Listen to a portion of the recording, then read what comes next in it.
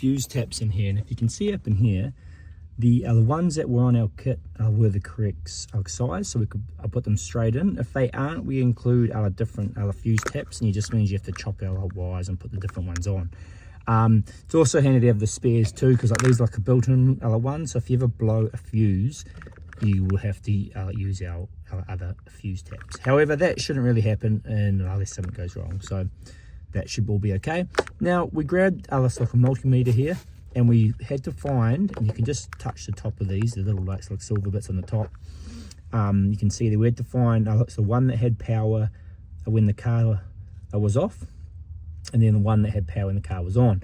So the yellow one there, you can see, has power the whole time, so when the car's off, so that allows the camera to go into parky mode, which means it can film when it gets sort of shaken or whatever, a bit like a security camera when the car's off and not locked up. The other one's our ACC here, that just tells the car that it's on. Now these are like 15 amp fuses in there, so if you can find some 15 amp ones to match that, that's good. And again, the yellow one has power the whole time, so just put your multimeter, the red side on the top of these here, and put the black side to earth, and find other one that reads 12 volt when the car's off, and then find one that reads 12 volt when the car's on. Now the earth here, you can use our multimeter to test the earth. The earth here was just like a ring one that's on our kit here, our hardwire kit, very easy to attach. So that's all done, and then we've just run the cable up here. We'll run it along here to the rear view mirror.